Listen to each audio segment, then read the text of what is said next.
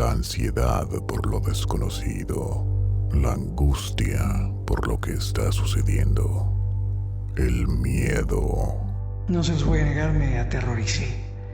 En ese momento un rayo, un relámpago iluminó la estancia, la habitación, y vi a un niño.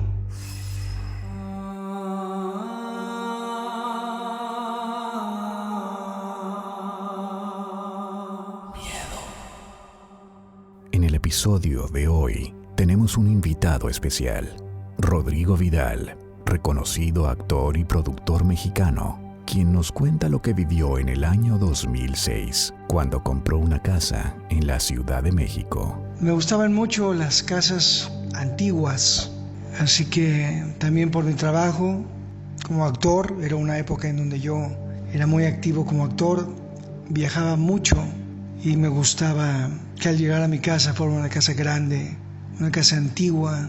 La primera noche que dormí ahí, pues no había mucho en esa casa, era una casa vieja, pedazos de paredes se habían caído, roto, se veían los ladrillos. Había mucho que hacer por esa casa que había adquirido, pero mi plan era dejar un lugar lindo, una casa bella a futuro. Por eso es que había adquirido esa propiedad con esa casa antigua, un proyecto muy hermoso a futuro. Como les decía, no había lámparas, así que solamente dejaba un foco encendido en cada lugar, uno en la cocina, uno en un pasillo, otro en la recámara. Siempre que llegaba a ese lugar me costaba mucho poder dormir, mucho. La primera noche apenas si dormí, porque como sabrán todas las casas te hablan. El crujir de las puertas, de las maderas, todo eso me despertaba todo el tiempo. Pasaron tal vez 3 días hasta que empecé a acostumbrarme a los ruidos y los sonidos que la casa hacía. Una semana después, cuando Rodrigo ya comenzaba a acostumbrarse a los ruidos nocturnos de la casa, el silencio de la noche se vio interrumpido. ¡Pum! Un fuerte ruido, estruendo, hizo que brincara. Curiosamente, en invierno, con ese frío, había una tormenta.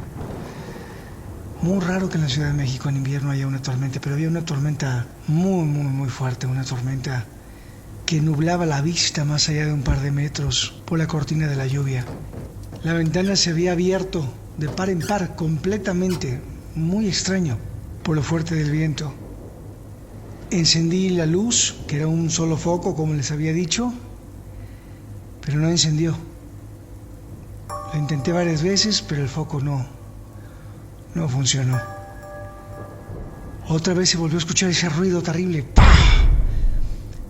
Pero esta vez se escuchó del otro lado de la habitación. Me levanté corriendo y con la palma de la mano extendida en la pared empecé a buscar la puerta, porque otro detalle muy importante que olvidé decirles es que era una casa muy oscura, y de pronto mi mano chocó con algo. Palpé algo con la mano, me asusté, me estremecí en ese momento. Era un mechón de pelo. Como escuchan, sentí pelo en mi mano. No se los voy a negar, me aterroricé. En ese momento un rayo, un relámpago iluminó la estancia, la habitación, y vi a un niño enfrente de mí. En ese momento el niño corrió por el pasillo, gritando.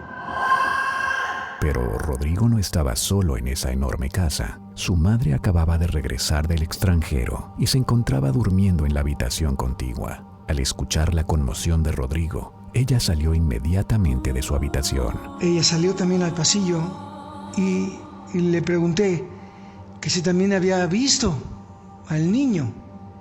En ese momento me dijo que no, pero de todas maneras, en ese momento mi mamá no quería irse. Yo le rogué que nos fuéramos en ese momento de ese lugar. Salimos corriendo de la casa. Rodrigo y su madre pasaron la noche en una cafetería que se mantenía abierta las 24 horas. Esperaron ahí hasta que los primeros rayos del sol iluminaron la Ciudad de México. Y al amanecer volvimos a la casa, con toda la ropa mojada, con frío, y encontramos ahí todo normal, tal cual y como lo habíamos dejado.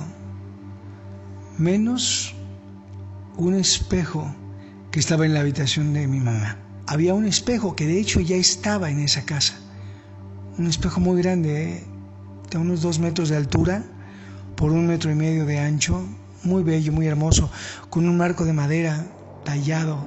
Y en ese espejo había un mechón de pelo colgado en una de las esquinas. Mi mamá lo vio, yo lo vi. A partir de ese momento, y lamentablemente porque había sido una adquisición muy costosa, con mucho esfuerzo, me mudé de manera definitiva de ese lugar en donde había vivido y tenido una experiencia que jamás olvidaré. Yo seguí trabajando, como siempre, telenovelas, en teatro, viajes, firmas de autógrafos.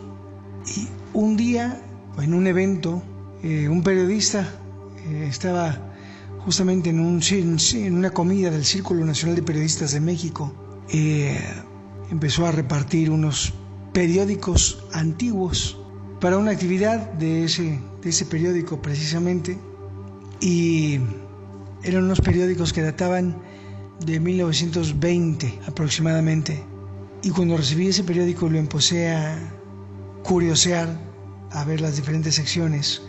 Ahí justamente estaba con una fotografía de la casa, que estaba, por cierto, en la colonia Roma, un titular que decía: aparece muerto un menor en extrañas circunstancias, y que ponían debajo la dirección como referencia, siendo la misma casa que yo había comprado para desarrollar una hermosa residencia, la misma casa en donde yo había ido a vivir.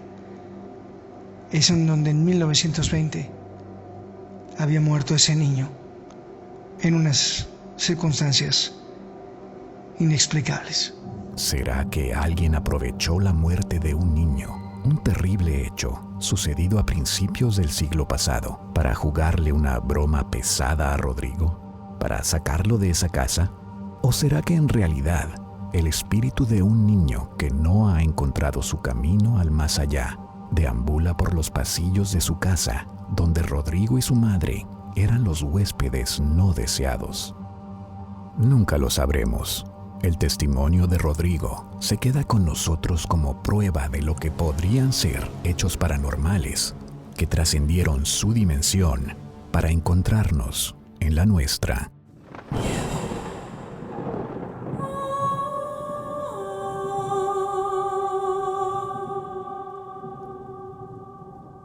Si ha vivido o ha sido testigo de una experiencia paranormal, mándenos su relato a tedamiedohoy@gmail.com. Usted podría ser seleccionado para ser incluido en nuestro podcast. Le recordamos que los eventos deben ser verídicos. Y no olvide seguirnos y dejar sus comentarios en nuestra página de Facebook, Miedo, la de la mano con el ojo. También puede llamarnos a un teléfono en Estados Unidos, 305-697-8223, y contarnos su historia real de terror. Al hacerlo, da autorización a Mindscape Productions a reproducir su relato sin límites ni compensación en este podcast. Por favor, deje su nombre y sus datos para podernos comunicar con usted.